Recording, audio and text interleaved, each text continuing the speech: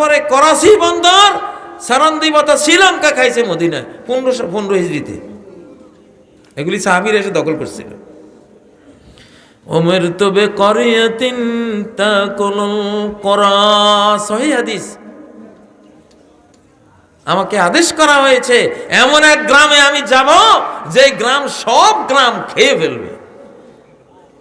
Medina জনসংখ্যা ছিল 700, নবীজির আমলে 700 থেকে সর্বোচ্চ 1000 লোক ছিল মদিনায়। সেই গ্রামে যদি বিরাট বিরাট সাম্রাজ্য খেয়ে ফেলতে পারে, আমার বাংলাদেশে আছে মিয়া 30 কোটি 40 কোটি মানুষ, কি খাওয়াটা খামু আমরা? লিল্লাহে তাকবীর, লিল্লাহে তাকবীর। এখন আমার খাওয়ার টাইম, বাংলাদেশের এখন খাওয়ার টাইম। ইনশাআল্লাহ বাংলাদেশ এখন খাবে। ইয়াকুলুনা ইয়াসরিব, নবীজি বলে এরা ওই গ্রামকে মানুষ ইয়াসরিব বলে, ওয়াহিয়াল মদিনা, অথচ তার নাম কি?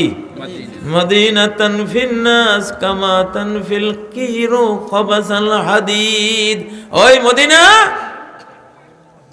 জং ধরা মানুষগুলিকে, পাপী মানুষগুলিকে এমন ভাবে তাড়াবে যেমন কামারের চুলা লোহার উপর থেকে আগুনের হিট দিয়া সব জং টং সব দূর করে দেয়, ঠিক না?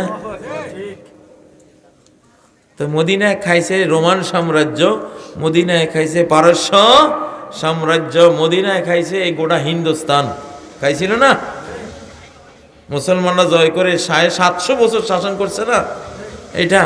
আর সাহাবীর আমলেই তো গুজরাট, মুম্বাই, কেরালা, শ্রীলঙ্কা সহ করাচি বন্দর সহ সব খাইছে। বাংলাদেশও খাইছে সাহাবীদের আমলে।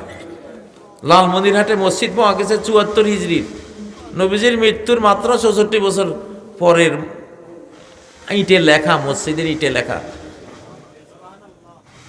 তো নবীজির মৃত্যু 64 বছর পরে একখান পাকা মসজিদ লালমনিরহাটে তৈরি হইতে গেলে অবশ্যই 30-40 বছর আগে মুসলমানদের এখানে আসতে হয়েছে, ঠিক না? ওই আমলে একখান পাকা মসজিদ সহজে বানান গেছে? বহুদিনের সাধনার পরে এই মসজিদটা বানাইছে। তাহলে যদি 74 হিজরির মসজিদ হয়ে থাকে, অবশ্যই 15-20 হিজরিতে মুসলমান চলে আসে বাংলাদেশ। এখন বাংলাদেশে কি কি খাবে আমি এখন বললে সমস্যা আছে, আমি বলবো না। খাওয়া শুরু হোক ইনশাআল্লাহ, মনেরটা মনে আছে, এখন বলবো না। আরে বাবারে আজকে থাক না, তোমরা তো এই মাসলাই জানতা না যে একটা দেশেরও ক্ষুধা আছে, একটা দেশেরও কি ক্ষুধা আছে।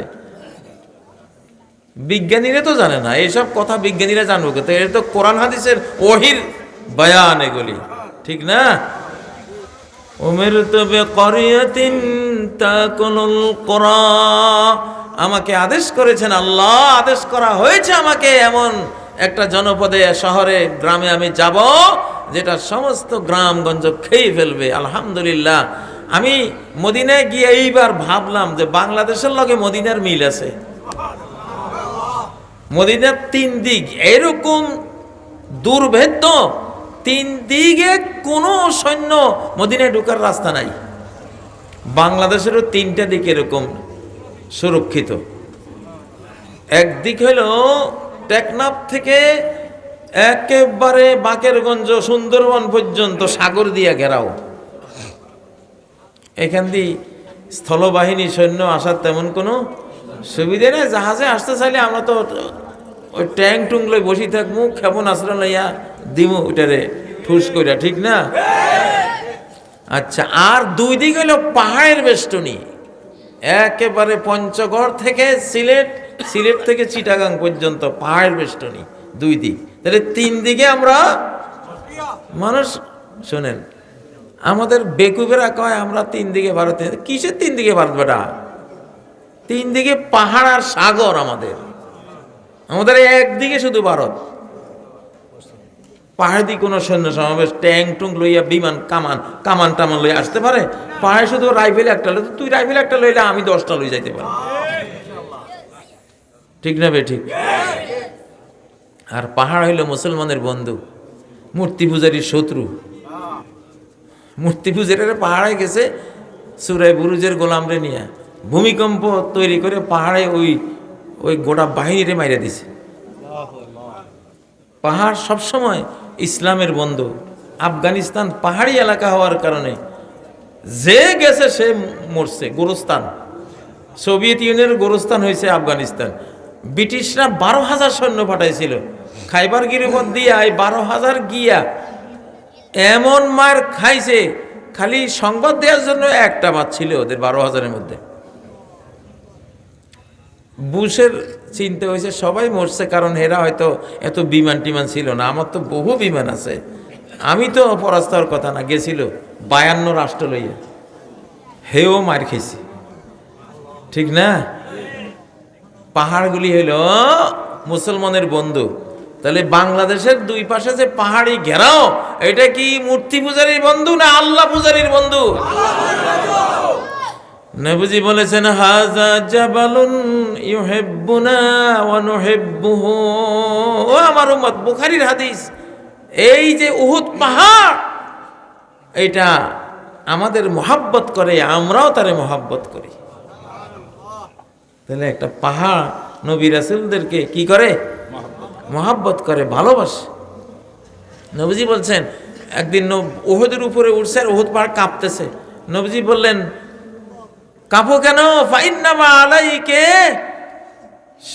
সিদ্দিকুন ওয়া শাহীদান ওয়া নবী, তোমার উপরে এক সিদ্দিক, দুই শহীদ কে? ওমর আর হযরত ওসমান, আর এক সিদ্দিক হলো আবু বকর, আর এক নবী আমি আছি। ভয় পাও কেন? আল্লাহু আকবার। তো পাহাড় যে মুসলমানের বন্ধু, নবীগো বন্ধু, পাহাড় যে এই বক্তাগো বন্ধু, কোনো সন্দেহ আছে? ইন্না সাখখারনাল জিবালা মাহু ইউসাব্বিহনা বিল আশি ওয়াল ইশরাক। আমি দাউদের সাথে পাহাড়কে বলে দিছি, নিয়ন্ত্রিত করে দিছি, ও পাহাড়, আমার দাউদ যখন সুবহানাল্লাহ বলবে তুইও বলবি।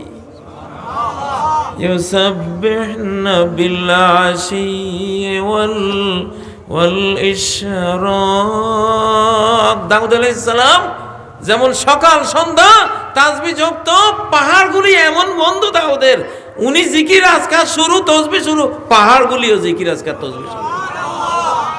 তাহলে পাহাড় কি মুদির বন্ধু না কাজীর বন্ধু? কি কোন? তাহলে আজ থেকে যেন কোনো বাংলাদেশি সেনাবাহিনী অথবা কোনো সরকারি কর্মকর্তা বা পাবলিক এটা বলবো না যে বাংলাদেশের 3 দিকে ভারত। বাংলাদেশের 3 দিকে হলো 3 বন্ধু, অকৃত্রিম বন্ধু। পাহাড়ের 2 সিলসিলা, পাহাড় আমাদের বন্ধু, বাংলাদেশের বন্ধু, ভারতের শত্রু। পাহাড় হলো বাংলাদেশের বন্ধু, ভারত সরকারের ভারতের শত্রু। মানে ভারতে তো মুসলমান আছে, এদের শত্রু না। আমরা ভারত বলতে বুঝাই ভারতের মোদী সরকার, কি বিজেপি আর কি আরএসএস, এই যেগুলি মানে হিন্দুত্ববাদী মুসলমানদের বাংলাদেশের উপরে অত্যাচার করে, ওদেরকে বুঝাই আমরা, ঠিক না? তো বাংলাদেশের 2 পাশে যে আল্লাহ তাআলা পাহাড় দিয়ে ঘেরাও দিয়েছেন, 2টা পাহাড়ি চেইন, এই 2টা ভারতের বন্ধু না বাংলাদেশের বন্ধু? বাংলাদেশের বন্ধু।